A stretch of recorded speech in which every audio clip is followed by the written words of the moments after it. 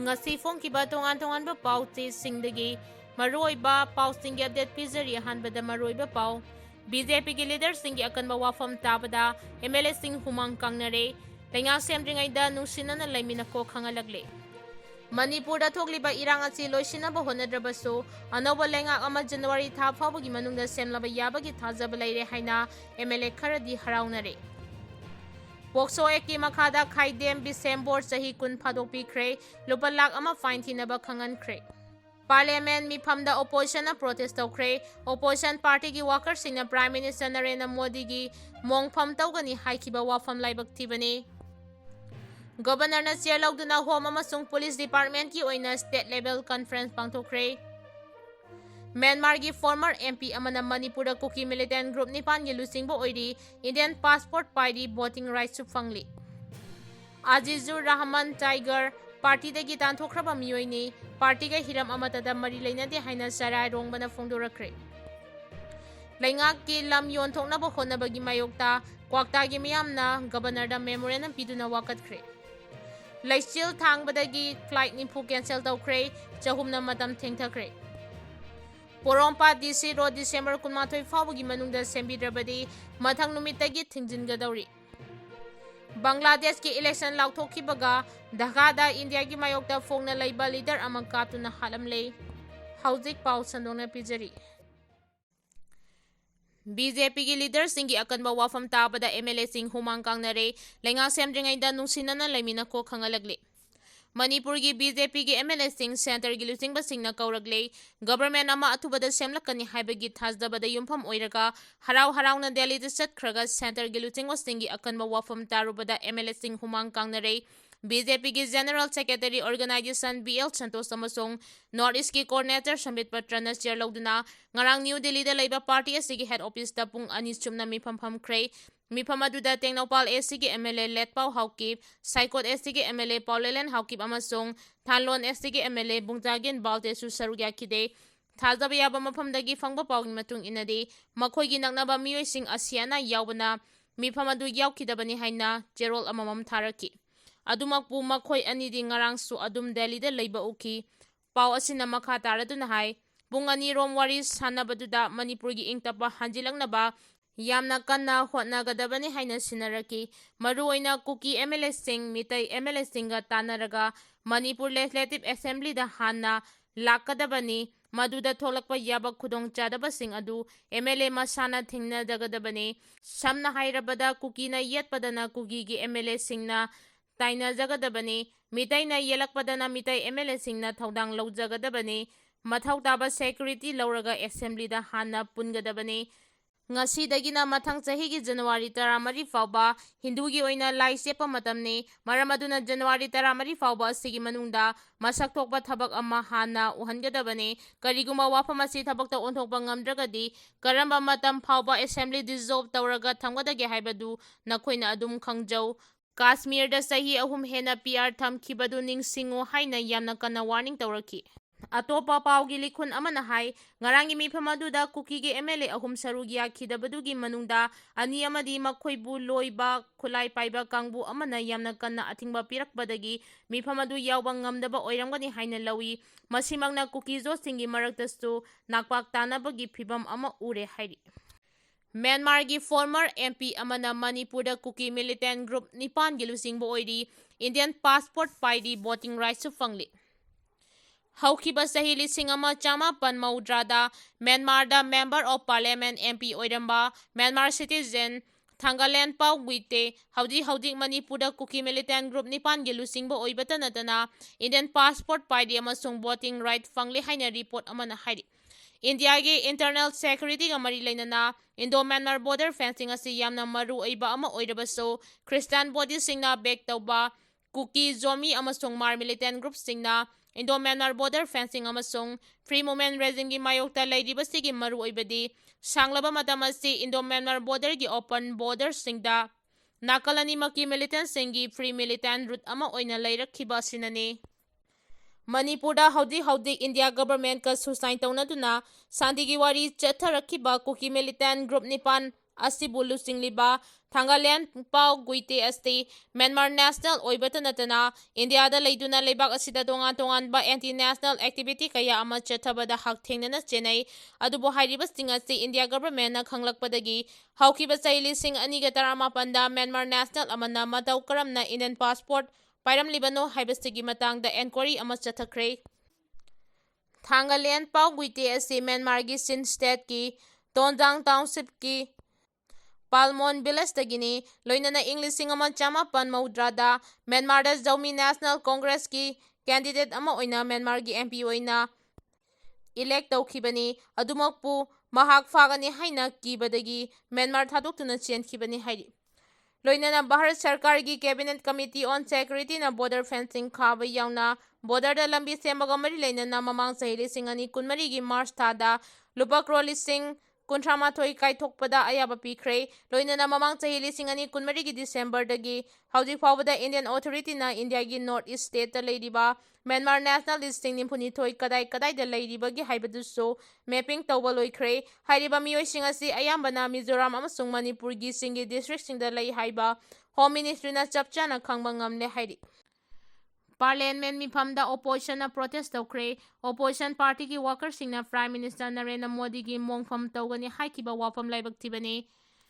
ngarang chathakiba Parliament mifamda opposition party ki MP singna akan mamongda protest tawrakpadagi Lok Sabha gi proceeding pung ani fawba yaithoklure New Delhi da nahan Congress party na silaga pangthokpa rally amada Prime Minister gi mayokta akan bak kholawgaya laukibadu ngarang gi Parliament mifamda AICC gi President Mali Arjun Kharge amasung Lok Sabha gi opposition leader Rahul Gandhi na sengdoknaba parliamentary officer Minister Kiren Rijiju na hatu kaukiba paugi mifam amada phongdokkibani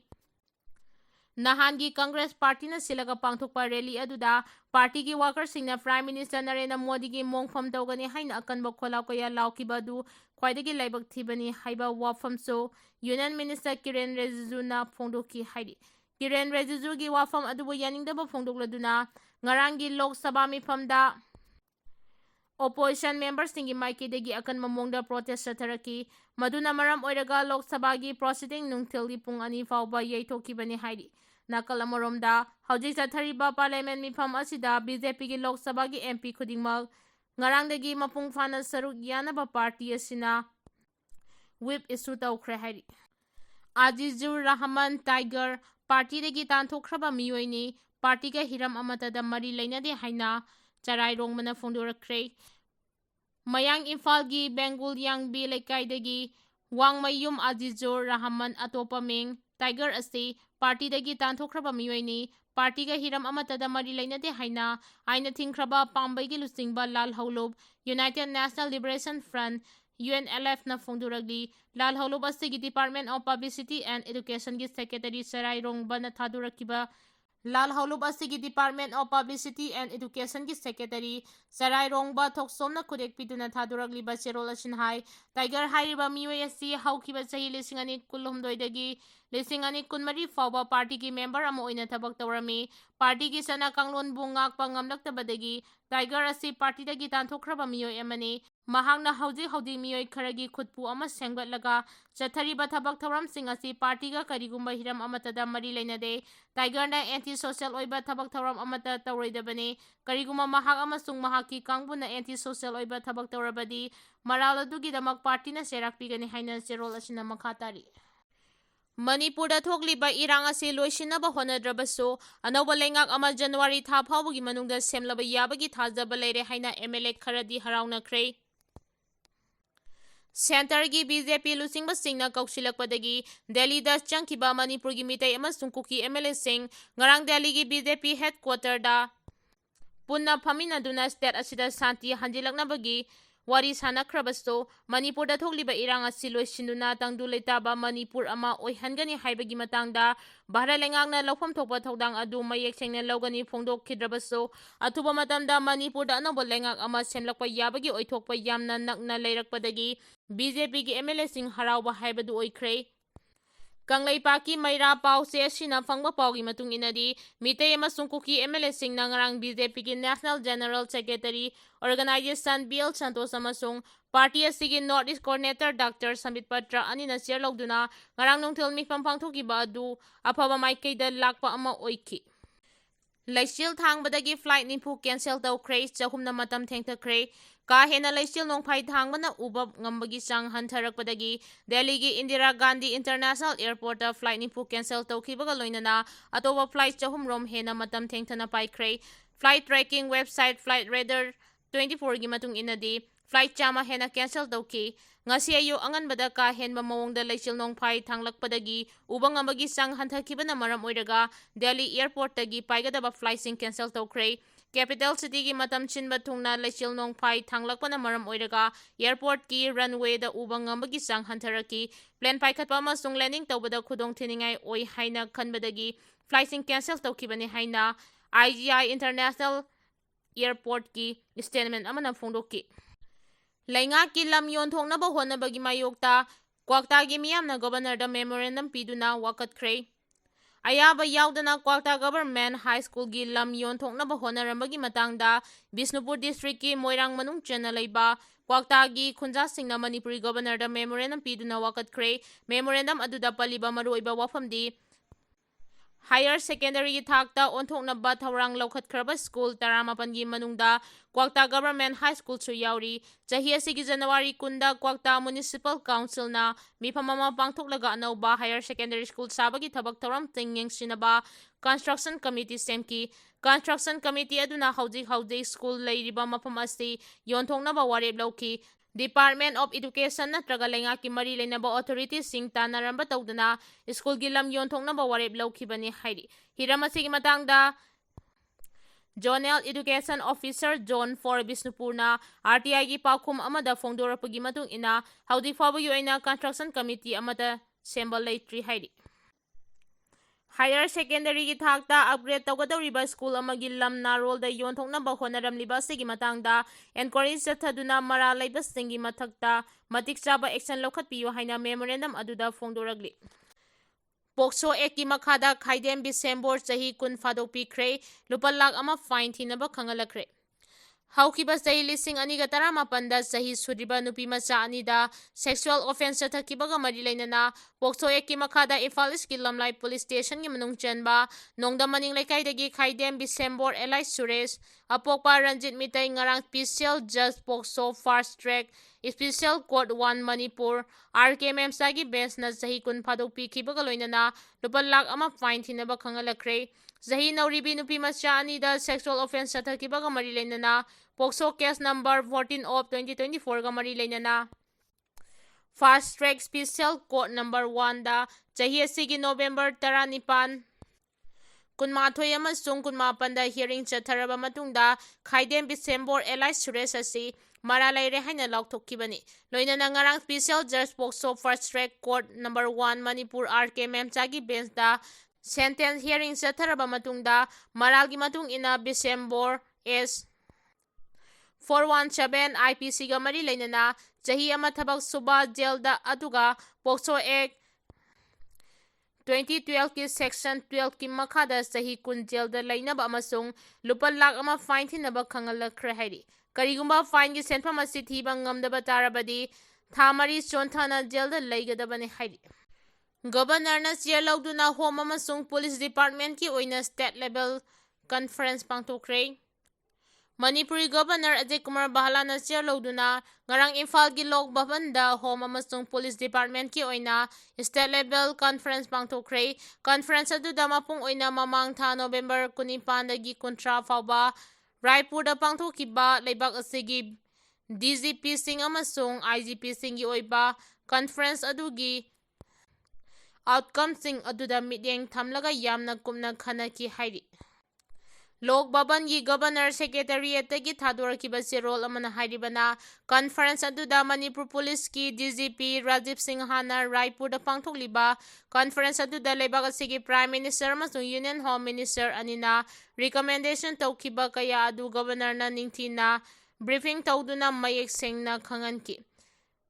DGP gi maiketigi makhata na law and order gi phibam hena mapangal kankathanba counter terrorism